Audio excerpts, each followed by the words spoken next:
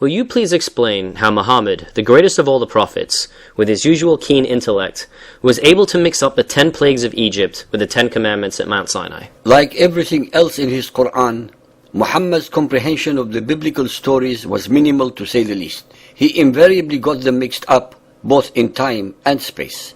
The stories of the 10 plagues and the 10 commandments are very clearly portrayed in the Bible. They are totally incomprehensible and in error in Muhammad's Quran, as we shall presently show. What shall transpire even worse than these errors are the attempts by the Muhammadan scholars of the Quran to brazenly explain the unexplainable with lies, deception, and contortion of both facts and religion. We would like to point out to our listeners, especially those who are followers of Muhammad, that there is not a single Quranic verse in the following examples that represents anything actual from the original biblical story. All of the following dialogue and storylines were created by Muhammad himself. Al-Isra 17:101. To Moses we did give 9 clear signs. Ask the children of Israel. Well, we have asked the children of Israel, just as Muhammad requested, and they told us that to start with, the clear signs, miracles, were 10 in number and not 9. Al-An'am 27.9. O Moses, verily I am Allah the exalted in might, the wise. Now throw down thy rod. Now put thy hand into thy bosom, and it will come forth white without stain. These are among the 9 signs thou wilt take to Pharaoh and his people. Al-A'raf 7.130. We punished the people of Pharaoh with years of drought and shortness of crops, that they might receive admonition. I would like to remind our listeners that the stories of the 7 good and 7 bad crop years were in the days of Joseph and not Moses, a lapse period of almost 400 years. Muhammad was wrong as usual yet again. Al-A'raf 7.133. So we sent plagues on them, wholesale death, locusts, lice, frogs, and blood, signs openly self-explained. Every time the penalty fell on them, they said, O Moses, if thou wilt remove the penalty from us, we shall truly believe in thee, and we shall send away the children of Israel with thee. But every time we removed the penalty from them, they broke their word. So we exacted retribution from them. We drowned them in the sea because they rejected our signs and failed to take warning from them.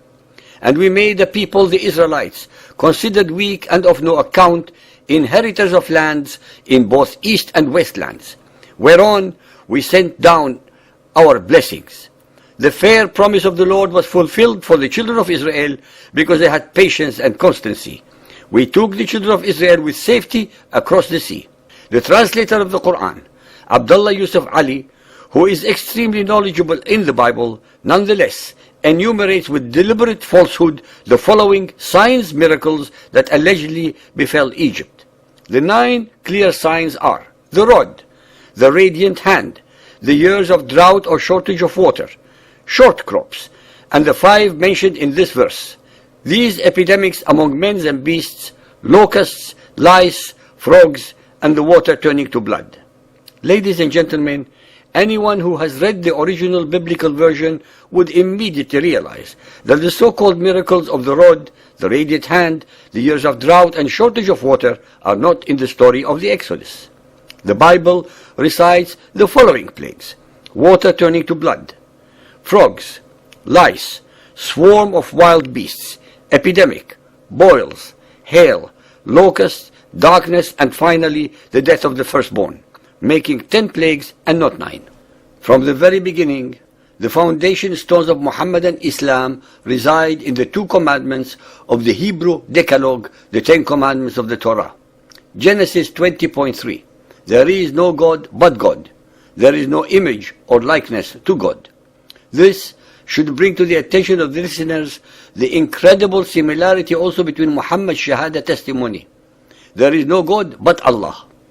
The Quran states that Allah gave Moses certain monitions on tablets of stone, and also that he gave him 9 clear signs. These 2 statements have perplexed the Muhammadan commentators very much, and every effort is made by them to reconcile the 9 signs with the 10 commandments, although it is evident from the Quran itself that the 9 clear signs actually refer only to the miracles of Moses, the plagues of Egypt. According to the Muhammadan traditions, Muhammad was very confused in the matter and was himself responsible for the mistakes of the commentators on his book. For it is related in Mishkat al-Masabih, which is an improved version of Masabih al-Sunnah by al-Tabrizi, that a Jew came to Muhammad and asked him about the 9 wonders which appeared by the hands of Moses. Muhammad answered him, "Do not associate anything with Allah, do not steal, do not commit adultery, do not kill, do not take an innocent before the king to be killed, do not practice magic, do not take interest, do not accuse an innocent woman of adultery, do not run away in battle, and especially for you Jews, not to work on the Sabbath."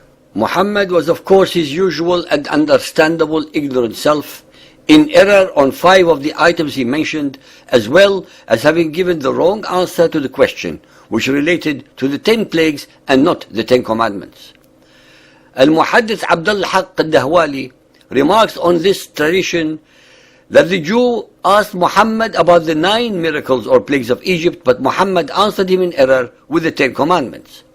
A comparison of the 10 commandments given by the great Hebrew law giver Moses with those recorded in the above tradition and in the 6th surah of the Quran, verse 152, will show how imperfectly Muhammad was acquainted with the biblical scriptures.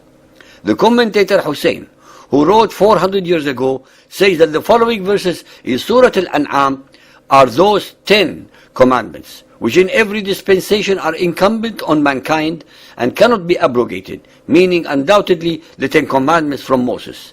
Al-An'am 6.151 say, "Come, I will rehearse what your Lord has made binding on you, that you assign not to him as a partner, that you be good to your parents, that you slay not your children, that you come not near to pollutions outward or inward, that you slay not anyone whom Allah hath forbidden you unless for a just cause.